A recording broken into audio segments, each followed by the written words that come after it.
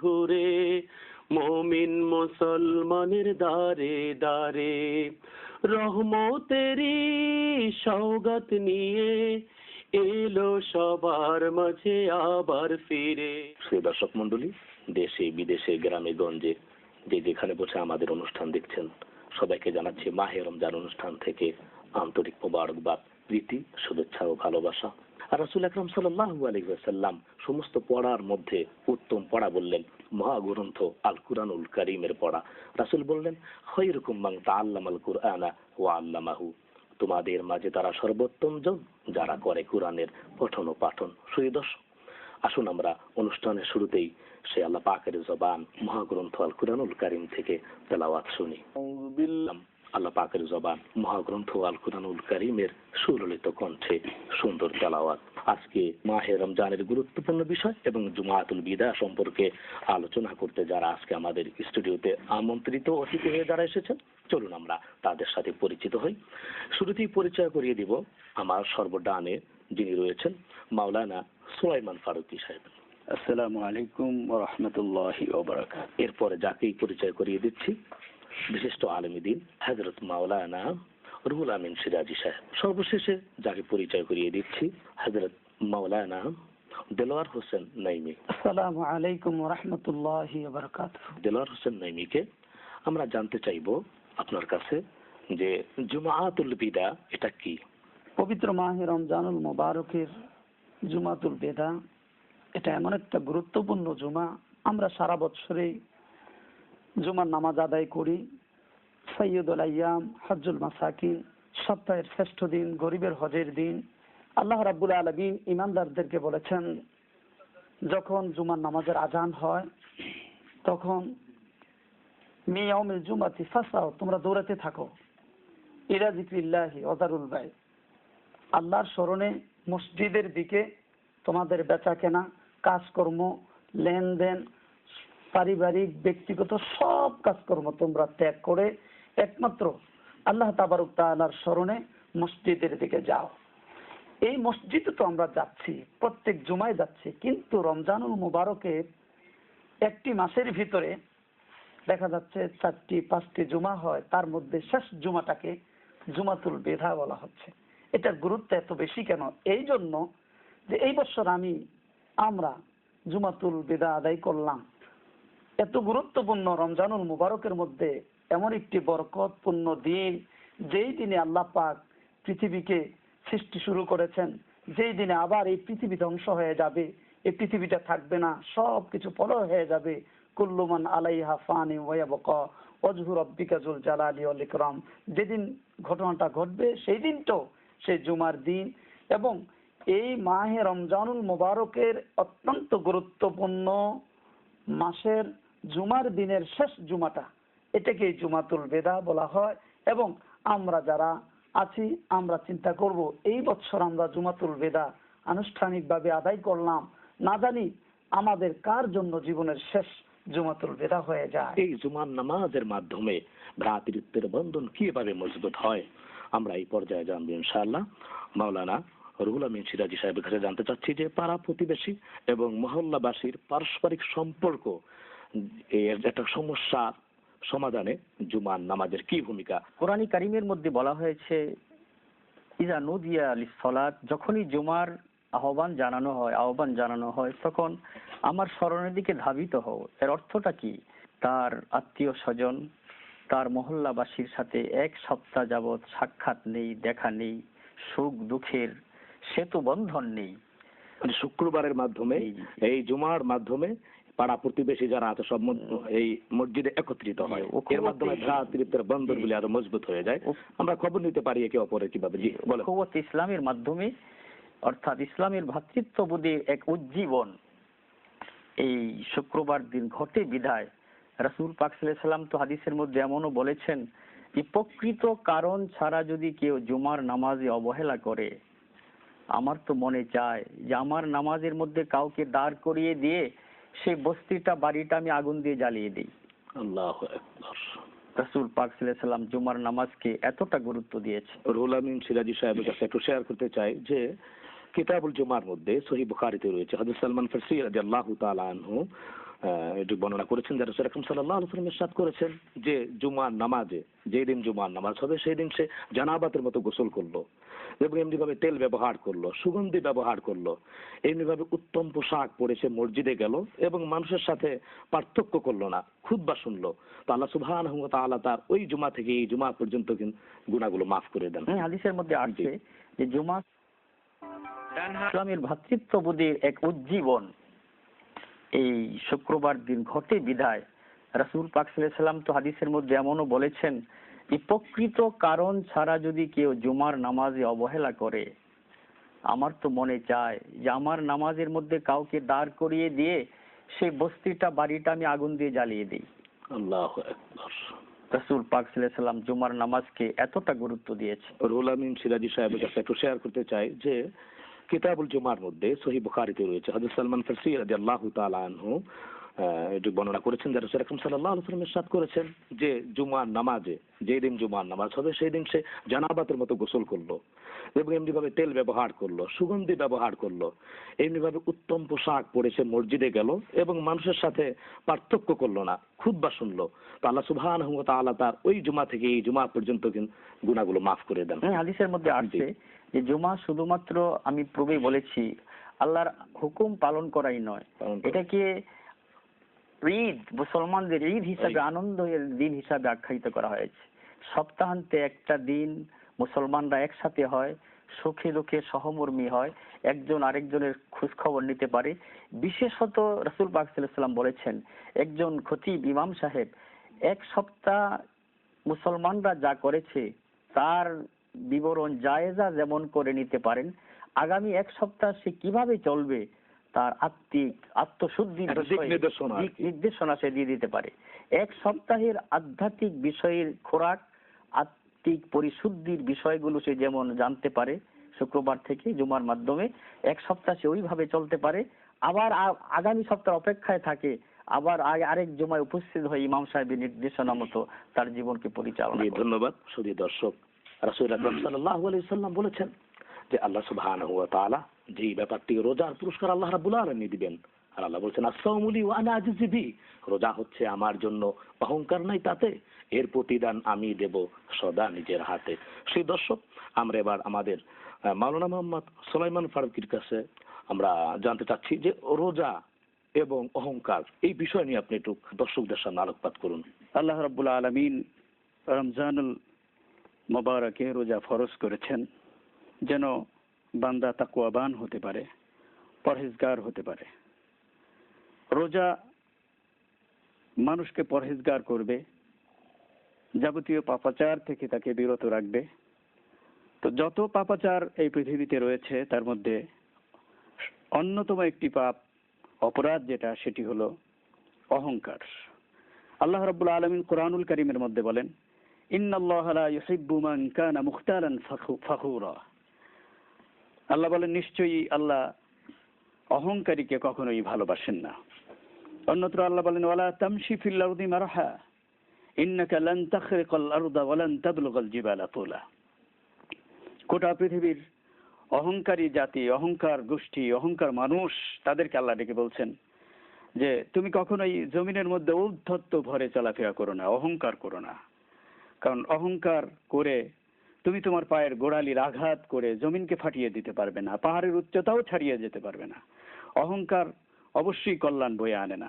কোন রোজাদার যদি এই অহংকার সাথে, রোজার সাথে রাখে, তাহলে এই রোজা তার কোনো কাজ দিবে না। কারণ রোজা এসেছেই তাকে পবিত্র করার জন্য, পরিচ্ছন্ন করার জন্য, তাকে অহংকার মুক্ত করার জন্য। অহংকার থাকলো, তাকাব্বুর থাকলো, কিনা বগজ থাকলো, তার সাথে রোজাও পালন করলো, এ রোজা তার কোনো কল্যাণ। মনে হয় মাওলানা সুলাইমান ফারুকী সাহেবকে আরেক, তাদের সর্দার শয়তান যে ছিল, শয়তান কিন্তু একমাত্র ফকরের কারণেই কিন্তু শয়তান হয়ে গিয়েছে, আবার ওয়াস্তাকবারা ওয়া কানা মিনাল কাফিরিন, একমাত্র অহংকারের কারণে। আব্দুল্লাহ ইবনে মাসউদ রাদিয়াল্লাহু তাআলা আনহু থেকে রিওয়ায়াত, রাসূলুল্লাহ সাল্লাল্লাহু আলাইহি ওয়াসাল্লাম বলেন, ক্বালা রাসূলুল্লাহ সাল্লাল্লাহু আলাইহি ওয়াসাল্লাম, লা ইয়াদখুলুল জান্নাতা আহাদুন মিন কলবিহি মিসকালু যাররাতিন মিন কিবার।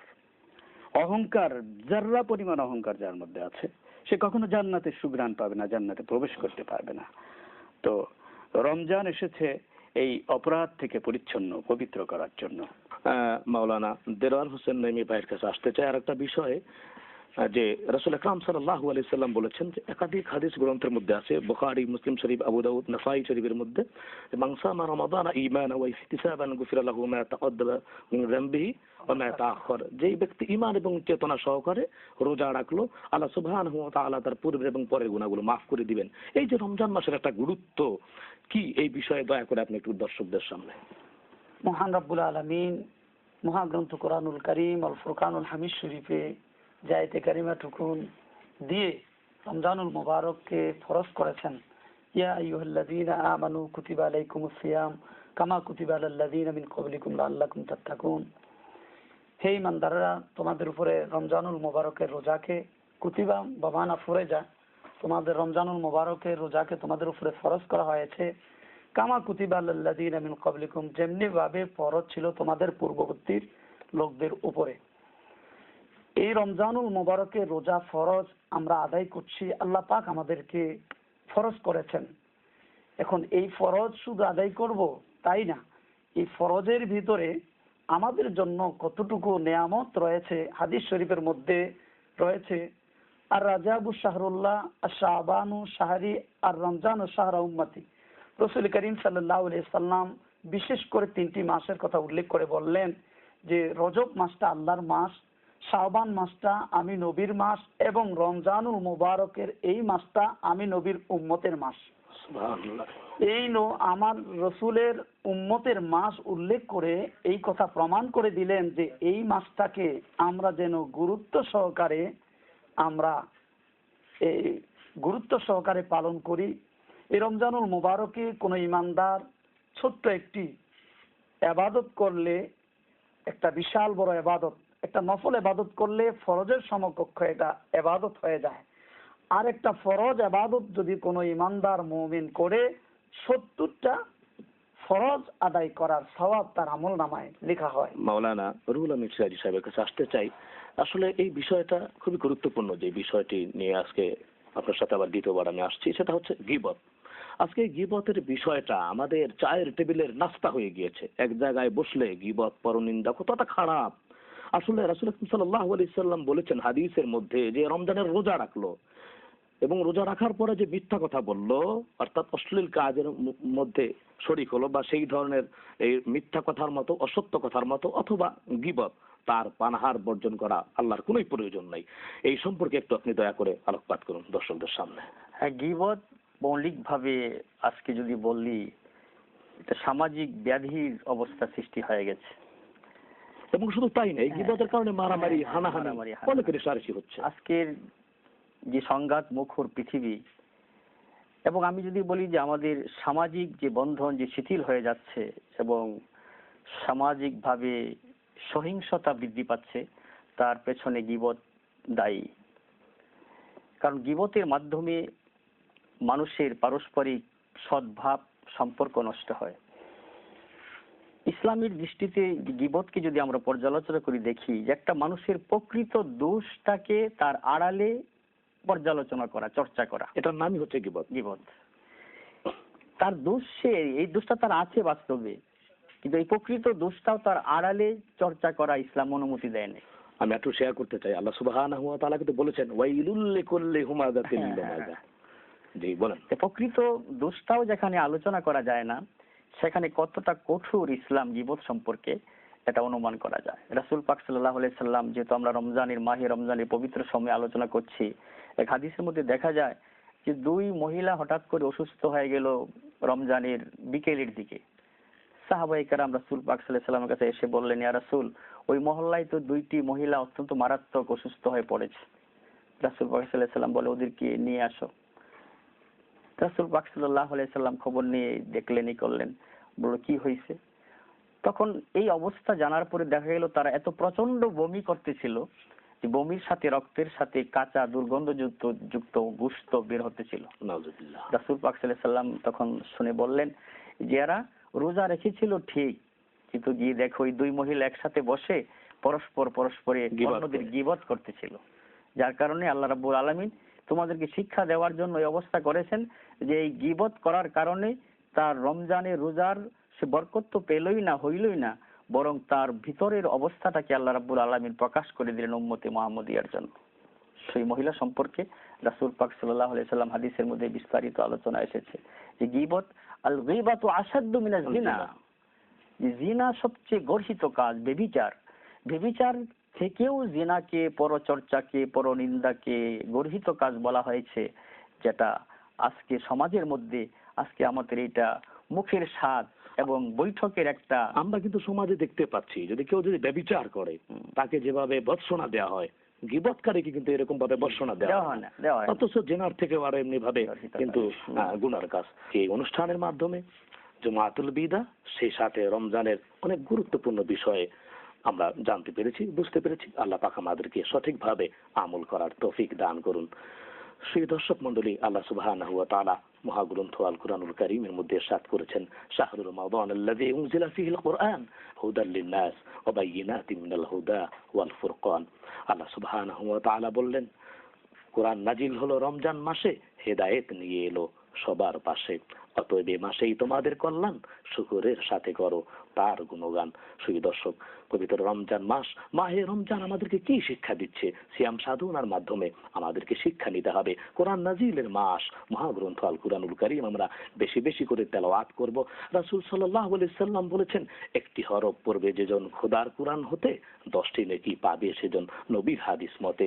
আর রমজান মাসে তো আরো বেশি 70 গুণ বেশি সওয়াবের কথা বলা হয়েছে।